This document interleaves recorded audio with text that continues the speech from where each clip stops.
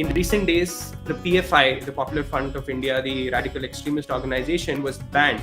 And it invited, to my mind, very fascinating reactions, especially among the political parties.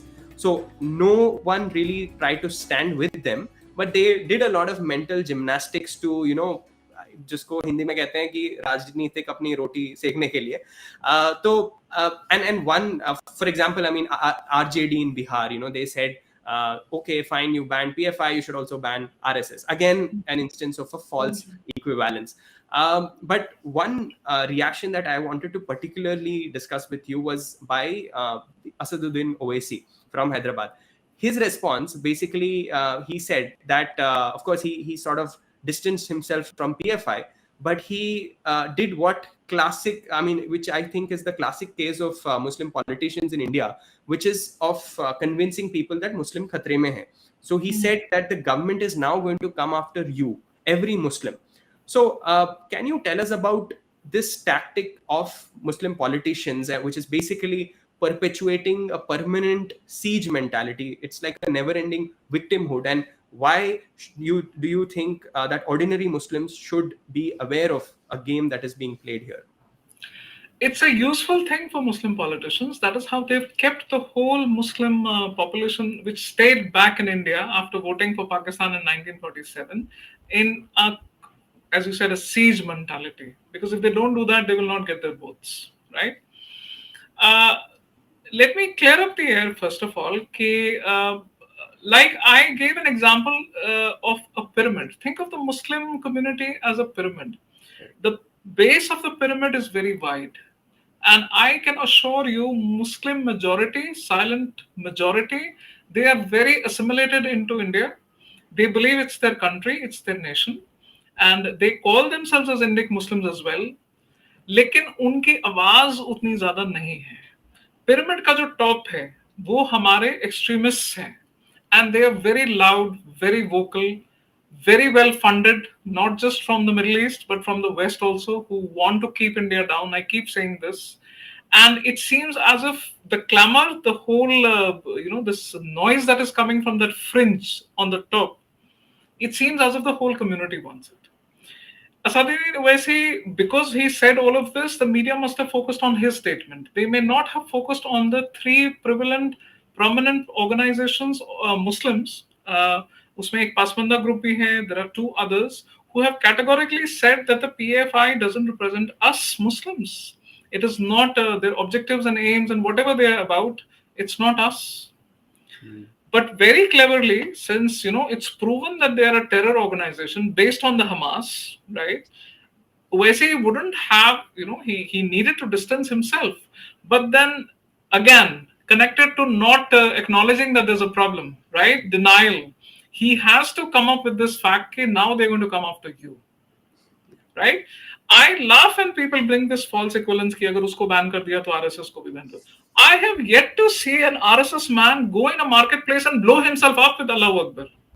I have yet to see of an RSS team go and blow planes into buildings. I haven't heard any news like that. If you have, Kamal, kindly do tell me. Okay. I have yet to hear of RSS going and throwing gays from the rooftop, which the ISIS did in many regions that they occupied, right?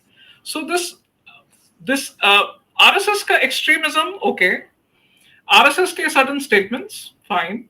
They are there. I have objection to certain statements that certain Hindu leaders do make. मुझे भी objection होती है. लेकिन ये false equivalence करना कि a terror organization, which almost all the Muslim organizations are, वो Al-Qaeda हो, वो Hizb हो, जो हमारा था Hizbul Mujahideen कश्मीर में, वो there is this TRF which has come up in Kashmir, वो PFI हो. If you see some of the speeches and some of the agendas and manifesto that they have, right? So this siege mentality plays very well into Muslim politicians because it's the only way to keep the masses under control. Our whole theology, we don't have any free thinking space. There is no critical questioning. It's not encouraged. There are areas I cannot go into as a Muslim. I am not supposed to question, right? How will masses be kept under control? And ये बड़ी funny सी बात है क्योंकि इसके बारे में left को ज़्यादा पता है, right? Totalitarianism क्या होता है? Fascism क्या होता है? लेकिन मुस्लिम्स में जो फाशिज्म है, जो पॉलिटिशियंस करते हैं, उसकी बात कोई नहीं करता. So it's a tool. It's a political tool.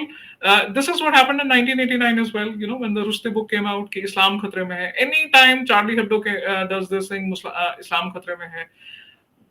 हमारा तो बेसिक क्वेश्चन होता है, your faith can't be so weak that it is, you know, वो पूरा हिल जाता है with a cartoon, with a book, with music, with dance, with even 2 strands of hair visible. How is your faith, you know, shakeable so much, right? It's a political tool. It will always be used, and as long as there are masses who do not read, who do not go to their own scriptures. I mean, it's in the Arabic language. I do not understand it. I can recite it. I remember it. I have no idea what it means unless and until I read the translation. वो चाहे आप उर्दू में, हिंदी में पढ़ो या English में. मैंने तो इंग्लिश ट्रांसलेशंस पढ़ी है. And then sit with a Maulvi and question him. I would really love to sit with a Maulvi and question him ki, okay, you do tell me that the martyr is supposed to get 72 hurs, right? Is the woman martyr also supposed to get 72, something like that? I have been beaten for asking this question by my Maulvi in my childhood, right?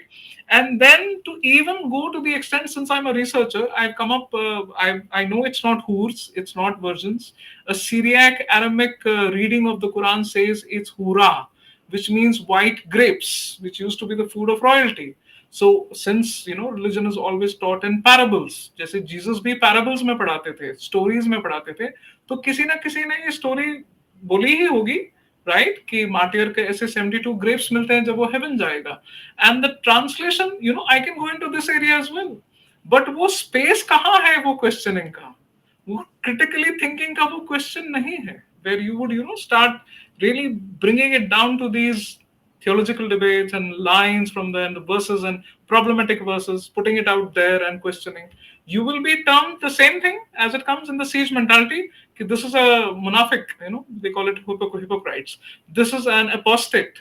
This is a murtad, that he or she has left Islam. This is there is takfirism, we call it. He's not a true Muslim. That is what we call as takfirism. You know, immediately you don't want to answer, you say, no, you don't know anything, you haven't read it, you haven't studied it. So this all is tied up to the siege mentality. Since you're not allowed to question, you will not question the Muslim leader. And if you now study the history of Islam in India, you will see it has been there for centuries. I think J. Sai Deepak has already revealed it, the idea of Pakistan since that Barelvi person, right? Yeah. Shah Waliullah. Yeah. So it's not a new phenomenon. It's been there for centuries. Absolutely. I don't know if it's going to change, but I'm trying my best to create that free thinking space.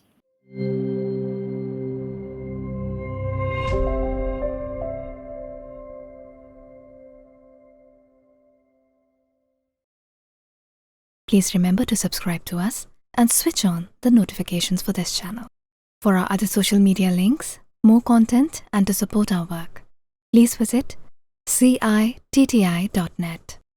धन्यवाद, नमस्कार.